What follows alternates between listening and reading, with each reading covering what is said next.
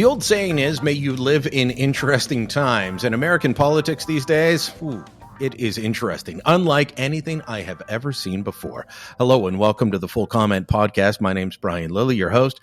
And this week we're going to try and look at what's happened and what will happen going forward between now and November 5th, when Americans will cast their ballots for the next president. We've had an assassination attempt.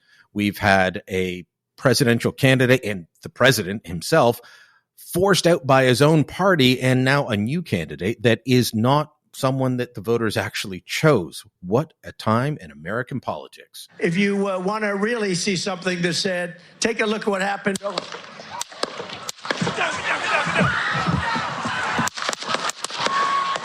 There's no place in America for this kind of violence. It's sick. It's sick.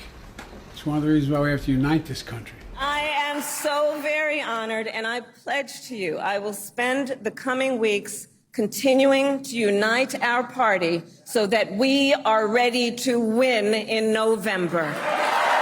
Here to help us unpack some of this, understand what's going on, is someone who actually lives it, because while we as Canadians can watch American politics, we're not really in the middle of it. That's not so for J.D. Tuccille. He is a columnist with National Post. He's also contributing editor at Reason.com, and he joins us from Arizona. J.D., thanks for the time. My pleasure. Thanks for having me on. Look, America had a very tumultuous political time in the 1960s. That was before I was born, but I've, of course, grown up hearing about it. Ronald Reagan was shot in the mid-'80s. That's the touchstone that I have for what happened to Donald Trump. But you put all of these things together, we've never had a time like this that I can think of. We really haven't. I mean, the last period of significant political violence and tumults is what you referred to, the 60s. But we're back in a period like that now, one that I would compare to that, or even to Italy in the 1970s, the Anni di Piombo, years of lead. It's to the point now where we have incidents that are happening so quickly that they actually get overlooked by the press. There was an incident in Michigan a couple of days ago where a Biden, or at least a left-wing supporter, went on a rampage, tearing down Trump and Republican signs, and ran over an 80-year-old man who's now in critical condition. He then ended up offing himself before the police got him. But that's something that would have been headline news 10 years, 15 years ago. And these days, as awful as it is, there's enough competing awfulness that it almost gets buried in the tidal wave of what we have going on around us. I like how you described it, competing awfulness. Whatever one thinks of Trump, he's a former president. He's a current presidential candidate. He's a human being, and someone tried to kill him. And that should shock and revolt everyone. And yet there's still too many people putting on their team jersey and yelling or screaming. It was a bit of, at the beginning, oh, yes, it's horrible. Oh, this should never happen. But also a lot of, oh, wow, I wished he didn't miss. Not just celebrities and people working in the news media saying things like that. No, there were congressional staffers who got called out because, and of course, this is partially social media, as it lets our dumbest thoughts that are something we might share with a friend in the past. We can pop them out for the world to examine right now in a moment. But several congressional staffers said things like that, and a couple of them had to resign because what they said was almost murderous. One of the differences, I think, between the current moment and the 60s, for instance, is that our institutions are more decayed, and the legitimacy of the political system as a whole isn't there. People view it as it's legitimate only if their side wins. And that gins up the partisanship and the wishing of harm on the other side, because it's not about maintaining the political system. It's about winning at all cost. That whole thing about it only counts if your side wins. I've spent the last couple of years since January 6th, 2021. Well, Trump didn't accept the elections. Only Republicans believe that elections are stolen. I've heard people state this clearly as if it were truth, as if they don't remember Al Gore or Hillary Clinton or any of the times that Democrats have made that same complaint, that same claim since 2000. Basically, since 2000, whichever side wins claims the other one is illegitimate. And that is a significant dividing point. The 2000 election is when, unusually internationally, red got established as the conservative color in the U.S. and blue got established as the liberal color. I know in Canada it's still different, and in the most of the world, blue is right wing, red is left wing, and that's because there was simply they were rotating the colors during the election that year. And at that moment, red was being used to represent Republican-leaning states, and blue was being used to represent Democratic-leaning states because they didn't want to associate the Democratic Party with socialism and communism, and it got stuck with the idea of partisanship and the contested election, the denial of the legitimacy of the election. And that really was a turning point, a pivotal point in American politics, where it became less about, okay, how do we simply peacefully transition power, and more along the lines of, if my side doesn't win, I'm going to fight tooth and nail, deny the legitimacy of a win that doesn't include or doesn't feature my team on the upside. And the whole thing was all about winning at all cost. And so, 2000 was a pivotal election, and that was when we started seeing on a regular basis denials of election legitimacy if a candidate lost the election. Well, one thing that links together two issues you mentioned there, peaceful transition of power and illegitimacy, can be summed up in the person of Kamala Harris. There was a peaceful transition of power within the Democratic Party over the last little while, and now that's being called illegitimate. I'm not going to go that far. I was saying for months that Biden had to be replaced as the Democratic Party candidate. I think he should be replaced as president as well. I'm not sure. I say this with no malice. I don't think the man has his faculties about him. I don't think he is up to the job of being leader of the free world, which is what the U.S. president still is. It's not a Cold War relic term. They still are the leader of the free world, like it or not. And to me, he's just not there. So they had this party coup. And I'd love to get your take on this as someone that's living in the middle of it. Was the fix in from the beginning? Did this only, just the way it happened with Biden saying, hell no, I won't go, to yes, I'm out, and Miss Harris is who I'm backing. And then you had the Clintons come out and support her right away. You had all these endorsements. Then you had the donor money that had been held off just flood in. Those weren't little old ladies sending in $20 checks. That was big donor money. What's your take on what unfolded over the last little while? Is it an internal party coup? I'm a big believer in not attributing to malice what can be explained by incompetence. And I think what happened was that the Democrats backed themselves into a corner. They have set themselves up as the tribunes of democracy, even though they're awfully elitist and awfully controlling. But they also nominated a man who really has passed his sell-by date back in 2020 because they didn't want to end up with an Elizabeth Warren, or worse yet, a Bernie Sanders, who isn't even a Democrat. He's an independent socialist, as the nominee for president, who might have lost, or worse, might have won and then been a radical. So they ended up with Joe Biden. And Joe Biden, while he's never been a principled candidate, and certainly not an intelligent one, at least was more or less predictable, except that he was losing his faculties even then. Now we're 4 years later, and he's in a position. He's elected. It's not like the party can say, no, your turn is over. You got to get out. He was elected as an individual to that office. And despite his vows in 2020 that he would serve one term, he decided he didn't want to. And he dragged it out, and he dragged it out, and he dragged it out until it was impossible for him to really make a case that he could be a decent candidate. And too late in the game, they were able to force him to, or his aides, whoever's handling him these days, to issue that letter resigning his position as the candidate, although not the presidency. So I think this was something that they were backed into. And Kamala Harris is the logical heir because she's a co-signer on the campaign papers, meaning that she has access to the campaign funds and organization, something that's not true of another candidate who enters the race.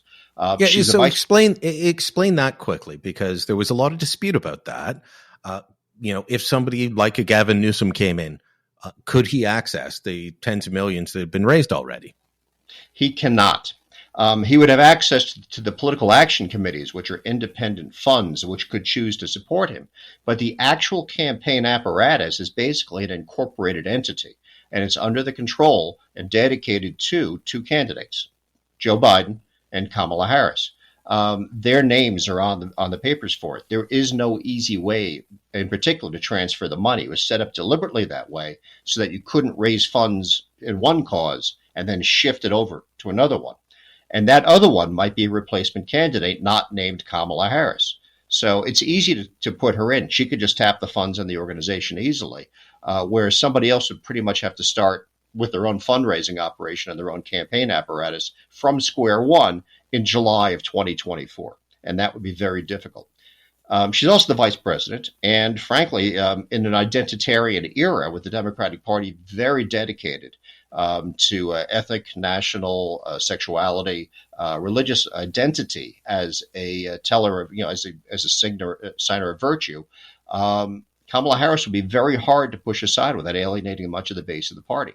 So she was very much the person lined up without a hard fight from somebody else to take on the mantle. And I hear you on that, but in the days before they announced, and she absolutely makes sense for why they would want her to be the candidate.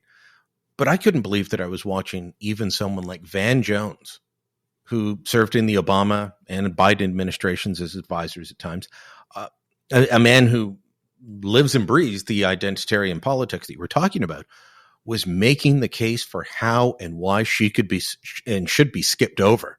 That was fascinating for me to watch. And that's true. And the reason why is because even though she is legally, identity-wise, position-wise as the vice president, the logical heir to the nomination of the Democratic Party, she's a bad candidate, and she's a kind of an awful person. They put her in the position. The running joke for years, and the press is trying to forget they ever published this, was that she was Joe Biden's insurance policy. So long as she was the person who was going to step into the presidency if something happened to him, everybody was going to make sure that nothing would happen to him. She has a reputation as a horrible person to work for. She has 92% turnover in her staff as vice president. I think she retains 4 of the original 47 people who went into the job with her. And for the record, that is much, much higher than average, even among the sociopaths who occupy the political class. Her record as a prosecutor, when she was Attorney General of California, was one in which her office argued to delay the early release of prisoners in the overcrowded California prison system. These were low-risk prisoners. The prison system had been ordered to release early, to release the overcrowding. And her office argued they shouldn't be released because they needed the cheap labor to fight wildfires in California. Before that, as the San Francisco DA, her office actually denied evidence to defense attorneys that the crime lab they were relying upon for prosecutions was crooked and corrupt. And they got castigated by a judge, and over 1,000 cases ended up getting thrown out, including those that had wound up in convictions. So they had to release people from prison. So this is a person who has a bad record in public office. She's extremely difficult to work for. And she also has never really demonstrated any dedication to learning her job. When she was assigned to be a border czar, as the press dubbed her at the time, they're denying they ever named her that. But when she was given responsibility for border policy in the Biden administration, she never boned up on it. When Lester Holt of NBC challenged her as to why she'd never been at the border, she said, "Well, I've never been to Europe either. Why does that matter?" I mean, that's a ridiculous answer. She's an unserious person. So this is why Van Jones, who's a very smart person, had doubts about her as a candidate, and he was not the only one. So polling is something that is fascinating to watch. And I had an interview the other day with Daryl Bricker. He's the Toronto-based CEO of Ipsos Global Public Affairs. So he oversees polling around the world for them. And folks were pointing to a recent Ipsos Reuters poll showing that, well, Harris is up by 2 points over Trump. It was 44% for Harris, 42% for Trump. And Daryl's a wise man, and he just said, look, calm down, everyone. This just happened. It's a polarized country, and we've got to take a bit of time to see how things even out. There's been several other polls. Trump's still ahead by about 2 points. And in some of the swing states like Georgia or where you are in Arizona, he's well ahead. But he said, we need a week to 10 days of solid polling to be able to look at this. But the things you have to ask are, which candidate is the candidate of change? And of course, right now that'd be Trump. And then he said, and then who owns the issues that matter to people right now? And inflation, whether the public inflation number is going down or not, people in your country and mine feel like everything's costing more. And who do they blame? In part, the government. Crime and the border. These are big issues in America right now. And the Democrats, they're not really owning any of them, are they? They're not. The only issue in which they've been polling reasonably strongly is reproductive rights, abortion, which is why Harris has said she's going to make that a centerpiece of her campaign. And that may be effective. I mean, it's certainly very important, say, to suburban women who are kind of a swing vote these days. But is that enough? And I don't think it is. Cost of living issues. I mean, the two issues that are repeatedly mentioned the most, as you said, are immigration and inflation, cost of living issues. And then crime comes up behind that. And on all of those, Trump leads. Undoubtedly, as a fresh face in the campaign, Harris gives a bump of enthusiasm to the Democratic base. So I would expect her to poll a little bit better than Biden no matter what. I mean, there was a sense of impending doom in the recent weeks with Biden's candidacy. I think Democrats were just dropping away and kind of ignoring the election. Harris she's at least, I've referred to her as the half of the Biden-Harris team that still has the ability to climb upstairs. And that in and of itself has some kind of a value to it, even if it's not a lot. So whereas Trump was polling about 3.5 points ahead of Biden, he's polling now in both the Real Clear Politics and the Hill averages of polls about 2 points ahead of Harris. But we don't know. I mean, and here's the thing. Trump is also a bad candidate. And when you have two very unpopular candidates, Harris's her approval rating is about 38%, almost identical to Biden's. Trump's is a little higher. His favorability is about 42%. But both of them are underwater. Their unfavorables are higher than the favorables, which means this is less of a race to see who's going to win and more of one to see who's going to lose.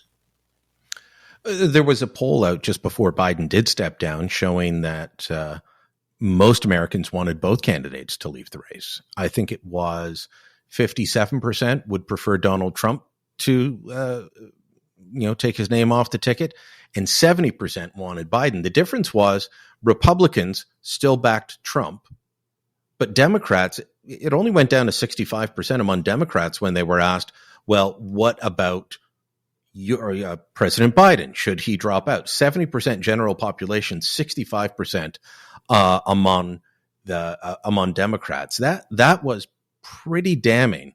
What is it about Trump that Republican voters are sticking to? Obviously, some don't like him, but a lot of people love this guy, and he packs the stadiums, he packs the fields, like the one in Bethel, Pennsylvania, where he was shot. What's the attraction?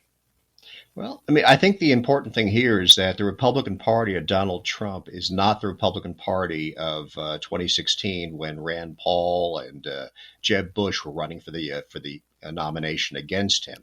In the U.S., well, I mean, I think we saw that in the fact that Grover Norquist did not speak at the Republican National Convention. Hulk Hogan and Dana White did. And that's exactly right. I mean, in the U.S., we don't abandon political parties and establish new ones.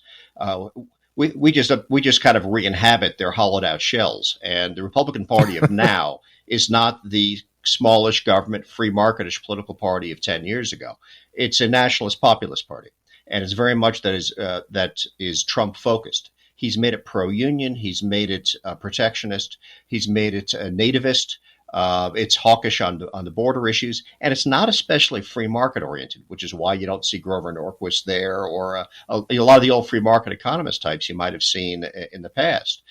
This is a party of Donald Trump and J.D. Vance as running mate, which has more in common with, say, France's National Alliance than it does with the Republican Party of Ronald Reagan by any means. And so the reason Republicans are sticking with him is because these are people who joined the Republican Party for Trump.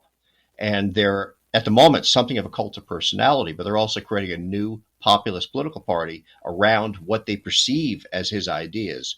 And that's why. because they're there for him, and they are going to stick around so long as he's the guy leading the charge. So as you sit back and you look at Trump versus Harris, one of the things that Bricker from Ipsos said to me was, a 2-point lead, he said, given all the euphoria around her taking over and the closing of the enthusiasm gap, all those Democrats that just said, oh, no, I can't look at Joe Biden. I can't vote for him. No, please take him off the ticket. They're suddenly back. Bricker said he thought it might have been bigger. I look at it and I say, her approval ratings, as you pointed out, lower than Trump's. To me, it's surprisingly close. I thought Trump would have had a bigger lead with a candidate. Yes, she's been vice president, but not as active. That doesn't give you the same name recognition or popularity as being president. The advantage of Harris is that she's not Biden, but that's pretty much all she has. But the other problem, but the big problem with her is that she's part of the Biden administration. And so she owns the policies. And when you talk about cost of living, when you talk about immigration, I mean, she was given responsibility for border policy, and she didn't do much with it. She has the albatross of the 20 to 25% increase in cost of living over the last 4 years hanging around her neck.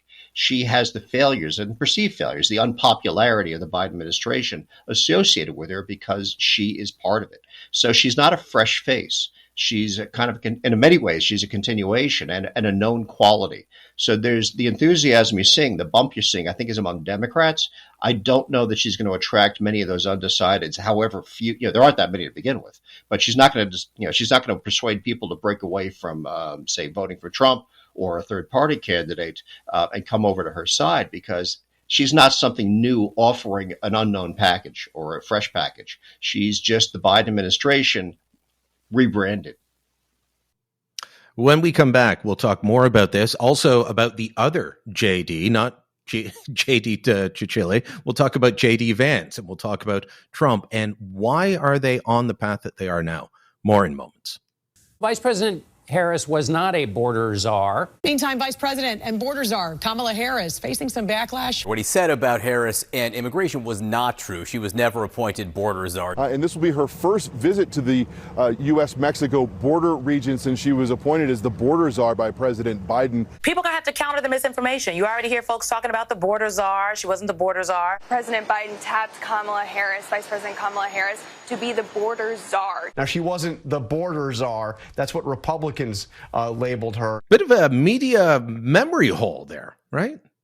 Was she the border czar? Was she not? JD, your thoughts on this? I mean, this is literally an attempt to rewrite history. Maybe she didn't officially have the term border czar, but nobody has the official title czar within the American government. And yet the term has been used. Obama used it. I'm not sure if George W. Bush used it before him, but there have been plenty of people given the title of green czar, a border czar, different things. She was called border czar over and over again. The New York Times, MSNBC, CBS, ABC, all of them. And now they're trying to say, oh, she was never the border czar. This just undermines media credibility in a time when it's already in the tank and people think that the media is on one presidential team or the other. What boggles my mind is why they bother to do this. Credibility for the media is down around 15 to 20% tops, and then they go and they try to claim that they never said something that's available in their own archives. The New York Times did call her the border czar. That was a term I think the New York Times first used. In fact, Axios definitely called her the border czar. I saw 4 different stories that they ran in 2021, 2022 using that term. And of they've course, now added Axios has now added corrections and updates to those stories, saying that they shouldn't have called her that. They did call her that, though, and it's in their archives. So I guess the next step is that they start scrubbing their archives. But the fact of the matter is, she was given responsibility for border policy in the Biden administration, and she was very, very bad at it. She never did her homework. She didn't go to the border. She got called out for it by NBC's Lester Holt. She was awful. And she dropped the ball in a tremendous way. And she has now linked to her responsibility for policy, which under the Biden administration, the performance of which has been extremely unpopular with the American people. Americans are not happy with how the Biden administration has handled immigration policy. So they can deny this all they want, but they don't undermine the American people's awareness that she was the border czar. The press undermines their own credibility. Let me ask you if you can explain why the border matters so much and what's going on that bothers people. Because sitting up here in the Great White North, we have long supported high levels of immigration. It's been, you do the polling on it. Every time I say this, I get angry emails saying that's never true. But I've watched the polling for years. There was strong support for high levels of immigration. Then the Trudeau government came in, ramped it up even further. Then they started allowing people crossing at Roxham Road. Our levels of asylum seekers are through the roof. We're bringing in 109,000 people per month on average. And now we've got a housing crisis, an affordability crisis in the housing sector, partly driven by demand outstripping supply. And suddenly immigration is not as popular as it used to be up here. You guys have been dealing with large numbers of people coming in illegally for years. I imagine, especially in a state like yours that's on the border in Arizona. What is it about the issue that drives people? Because it's not just Republicans. This is something that Democrats used to be excited about, used to be upset about. Clinton promised to fix it. Everybody's promised to fix it. Give us a sense of the border and why it's an issue from your point of view. Well, part of it is that our situation is a little bit different than Canada's. Our neighboring country to the south, even though it's much more prosperous than it used to be, is a poorer country, and it has poorer countries still south of it. So when we talk about immigrants who can just walk here from those countries, we're talking about people with lower skill sets by and large. They come from an impoverished background. They're willing to work for lower wages. Now, that can be a good thing. And we actually had a very good relationship with migrants back and forth across the border for a very long time. And immigration was very popular with Americans up until relatively recently. That has changed. But it was always an issue in that people could come from other countries, come into the U.S., originally from Mexico, now from Guatemala and other places in Central America, take jobs at low cost. And they're also very visible because they do speak a different language and they come from different ethnic backgrounds. And the result was that our laws regarding immigration actually are a mess. We need the labor. It's almost impossible to stop the flow because it was a very long border with Mexico. But the laws actually leave almost no legal path for immigration to the U.S. at this point. They were anybody that's ever looked at it.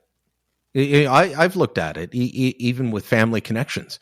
It is horrible to try and do this legally. I could have been like so many Canadians and just gone down and stayed and then passed as American, but I never did that. But you're right. The laws are horrible. The Cato Institute actually published a flow chart last summer of the paths to immigration, and they pretty much all end up at failure. The immigration rate is of those who try to get in, it's under 1%. So inevitably, those who are seeking opportunity are coming from countries where there are no jobs, where they're falling apart because they used to have jobs, but they went and elected a communist dictator. Venezuela, we're looking at you. There's going to be demand for opportunity and safety in the U.S., and so they're going to come here one way or the other. And if you don't leave an open legal path and they can just walk, then they will just walk, and that's what they're doing. So it becomes a huge battle between those who resent the influx of illegal immigrants, but who have not yet grasped the fact that the only real effective way when you have a vast land border to cut off the flow of illegal immigrants is to somehow set up a legal pathway for a decent number of them to get in and work above board rather than be here illegally in their millions. So doesn't sound like either candidate is offering up anything that would deal with what you're describing. Trump wants to close the border. Biden, or now Harris, wants to open it wider and not give a legal path, just except for those who have already come in illegally. So nobody actually wants to reform the immigration laws. It's one way or another of dealing with the illegal immigrants without giving them a legal path. Yeah, I mean, every now and then, about a half dozen U.S. senators in both parties will throw themselves on the pyre and actually try to craft some halfway serious reform for our border, our migration laws. They always end in failure, and they've been doing this for over 30 years now. And I give them credit for keep on coming back to it. It's a different half dozen each time. But the fact is, the Republicans are nativists. They don't want immigration, period. Or they want a very small number and only highly educated, wealthy people to come in as immigrants, and that's not realistic. Again, big land border. There's only so much control we're ever going to have over it. And the Democrats, of course, even though they're like immigration, there's a constituency in their party, a strong one, that is not open to any kind of restrictions whatsoever, including background checks, including health checks, including do you have any skill sets? And so doing anything that changes the status quo other than kind of backing the Border Patrol off doesn't fly with their base. So the nativists and the GOP don't want a legal path, and the Democrats, who are more open to immigration than the Republicans, can't set up a legal path because it would inherently involve restrictions that would anger some of their base. And so nothing gets done, and you keep on watching an illegal influx across the border. I think the current estimate is about 11 million illegal immigrants live in the United States at this moment, which is actually down from a high 14 years ago of about 12.2 million. Let's talk about the other JD. JD Vance, I knew him from him writing a book. He's been in the Senate, 2 years? Not a great record for him to go on. It's just 2 years. It takes a while. And now he's the vice presidential pick. Is he there because he meets what you keep referring to as nativist, in that he's straight up doesn't like free trade, doesn't like NAFTA? I mean, he must like immigration to a degree based on who he's married to. But why was J.D. Vance the pick for Trump? And what does that tell you about the future of the Republican Party going forward? J.D. Vance, I mean, my ideological disagreements with him aside, and basically I agree with J.D. Vance on almost nothing. But you're coming at things from a pretty libertarian point of view. Well, I am, and I'll be clear about that. I'm a libertarian. I'm not happy with either of the major parties. But J.D. Vance, I think, was not a wise choice as a running mate on Trump's ticket. Trump chose him. We're told under the persuasion of his sons, in order to drive up the core turnout, because they wanted to really hammer down that labor vote, that Rust Belt vote, that kind of that real Trump base. And then he did it when the opponent was Biden, and Biden was definitely fading. The thing is, with a Harris in the race, with any other candidate in the race, as the Democrat, you need to at least try to reach somebody who's not already one of the converted. You need to reach across if not across the aisle, at least pull in some of the old Republican coalition, maybe some free market types, maybe some folks who are real entrepreneurs who are open to something else in the world. Vance is kind of an entrepreneur. He has a tech capital background, except that he's set himself up as a populist. He's not free market. He's very much kind of, the tribune of the working man, even if he went to Yale for law school. So, I mean, that's the image he projects. And I don't know that he's going to give Trump the boost that he was hoping for against a Harris when he was chosen, just in order to nail down the base when the opponent was Biden. Does he? So you're not sure he's going to give him a boost? That securing the core, the gender gap between these two candidates is going to be massive. It was already massive in favor of the Republicans in terms of attracting men. Does Vance do that? I mean, I've watched him speak, and I have not been impressed. I was not impressed with his speech at the RNC. I saw him talking about drinking a Diet Mountain Dew the other day, and I'm not sure why he and his team put out that clip. He's not as strong a speaker as I would have thought. Will he be able to at least draw in that young to middle-aged men demographic? I don't know that he will. I mean, if you wanted to go for that, I would have thought you would have gone for like a Vivek Ramaswamy or somebody in that category, somebody who's a little more energy. Okay, maybe not as frantic as Vivek Ramaswamy, but Vivek is wow. He yes, is energy. He is all over the place. But J.D. Vance does not exactly exude energy. He exudes kind of a pompous bombast, this pretense of being a tribune of the working man. I don't know that he reaches out to the Gen Z voters that you want. And even so, I mean, Trump is still attracting Gen Z men. I mean, I see it. My son is 19 years old. I see it in his friends. Much greater lean to the right than I would have anticipated to see among his generation. And the polling shows the same. It's not just anecdotal. But if you want to reach more of the Gen Z, if you want to pull women in, if you want to excite people, J.D. Vance is not the guy. There are a number of candidates that would have been better choices, I would think. The Republicans actually have a pretty strong team in terms of governors, in terms of senators, in terms of people who actually have accomplishments and are not ideological cookie cutter versions of Donald Trump himself and actually have some energy. You mentioned earlier about, bringing in voters from the outside. Elections are determined, especially these days. Our polarization is not as bad as yours, but it exists. And elections are won by swing voters, often low information voters, people who engage with politics far less than you and I will, which is daily. And so you've got to be able to reach out beyond them. You mentioned earlier that Harris is going to lean in heavy on abortion. Well, if abortion is your motivating issue, you're already voting Democrat. Maybe it energizes suburban moms, as you said. Maybe it brings some people back who had moved over to Trump. I'm not sure that's the only issue. So, maybe by the time this is out, we'll know who the vice presidential nominee for Harris is. What I've been told by my contacts is that the donor class is leaning heavily on one of your senators, Mark Kelly. He's a former naval fighter pilot, former astronaut, married to former Congresswoman Gabby Giffords.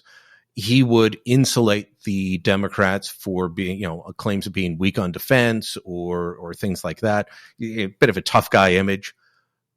Who else do you see out there? What do they bring? And will any of them help Harris close that gap or even supersede Trump? I know we got to wait a while to see where things land in the polling and the trends in it, but is there anyone that you can see on the Democrat side where it would give her a boost? Well, yeah, I mean, I think Mark Kelly would be a good choice for her. I mean, she has a reputation as being very left-leaning. Mark Kelly probably would have been a John McCain type of Republican at a different period of time. I believe he was, in fact. So he would be a good choice for her. Josh Shapiro from Pennsylvania, the governor of Pennsylvania, is a decent choice. Personally, I like Jared Polis. He's the governor of Colorado. He's a market-oriented guy, would kind of take away the suspicions that Kamala Harris is a kind of a closet socialist, or at least you can counter that some. So the Democrats do have a second bench that would be strong. And if they do that, they have a better chance of reaching voters who would otherwise be alienated by Kamala Harris herself, which ideally is what you want to do with the choice of a number two on the ticket. That's what Vance does not give Trump with his selection. So in terms of the availability of possible names, and because now the race is gelling as a Harris-Trump race and not a Biden-Trump race, Harris is in a much better position to choose herself a vice presidential candidate who can reach voters who she might not reach herself. Voters that can bring her states like Pennsylvania. John King got in a bit of hot water the other day on CNN for saying that putting Josh Shapiro on the ticket could cause controversy. Now, I don't think John King is anti-Semitic for a moment. He's formerly married to Dana Bash. He's got 2 Jewish kids. But what he was talking about, and what the Democrats have to deal with in this election in Michigan and anywhere with a big left-wing college campus, is anti-Semitism is a major issue. They were losing votes under Biden over his support for Israel. Harris didn't go to Netanyahu's speech, unlike when she went to Zelensky's speech, held up the Ukrainian flag behind him. How are they going to deal with that issue over the next little while? And would putting someone like Josh Shapiro on the ticket cost them votes in other states. Might help them with Pennsylvania, but will they lose votes in Michigan? They could well, and this is a big problem for Democrats, is that the progressive wing of the Democratic Party, and actually the left wing of politics throughout the West, is increasingly embracing open anti-Semitism. And I don't think there's any doubt about that at all. And so, Josh Shapiro himself has said that there's a problem. I mean, he had to confront that at the University of Pennsylvania because he's on the board of trustees, even though that's a private university. The anti-Semitism problem in the Democratic Party is going to make it potentially challenging. They may lose votes to left-wing third-party candidates if they put somebody who is Jewish on the ticket as a number two. And there's no easy answer to that. I can't believe that this is a discussion in 2024. Yeah, it is. And we shouldn't be here. And it's a problem the Democrats are going to have to confront. The Labour Party in the UK had to confront it, and they ended up kind of purging that far-left anti-Semitic wing of the party, although some of it's back, but they purged that at least for a while because they had to if they were going to appeal to anybody in the center. And the Democrats, I think, unless they deal with that left-wing progressive anti-Semitism on their left, they're going to have a similar problem. They're fracturing just the way the Republicans fractured, and they've got some segments of their party that are incompatible with one another. They're going to have to decide which they want to go with. And I would hope they'll be the ones more towards the center and towards more tolerance and not the anti-Semites. J.D., I'll leave you with this. If you could give advice to Canadians on how to deal with either party if they win, I'd appreciate it, because we've kind of been blessed to be your neighbor, and we've got great trade relationships, and now our economy, it's long been dependent on that trading relationship. But instead of having one party or the other be slightly protectionist, now they're both full-throated protectionists. And so my advice to the Trudeau government is, and whoever hopefully takes over soon from them, that you got to wake up to the fact that we don't have friends in Washington anymore, not on trade issues. So what would be your advice to dealing with a Washington that, at least at the executive level, has suddenly embraced protectionism? I would say tread carefully. There's a real risk in dealing with the U.S. government in the current environment of being seen not as an ally of the U.S. government, but being seen as an ally of whichever party is currently in power. And if that happens, and inevitably elections turn and the cycle changes, then as an ally of that party in power, or perceived one, then you're all of a sudden you're on the outs. So you have to tread carefully to not embrace a candidate or a party that you think is going to be better for your country, even if at the risk of having to be a little standoffish with the U.S. government. We're going through a very troubled period, and you do not want to be dragged into our problems. Well, then we're screwed if Trump wins, because Justin Trudeau has been campaigning against Donald Trump instead of his real opponent, conservative leader Pierre Poilievre. He's been doing that for about a year, and I don't see him stopping. JD, thanks so much for the discussion today, and best of luck come November. Thank you. I appreciate that. Full Comment is a post-media podcast. My name's Brian Lilly, your host. This episode was produced by Andre Proulx. Theme music by Bryce Hall. Kevin Libben is the executive producer. Remember, you can subscribe to Full Comment on Apple Podcasts, YouTube Podcasts, Amazon Music, anywhere you get your podcast. Help us out by leaving a rating or a review, and tell your friends about us. Thanks for listening. Until next time, I'm Brian Lilly.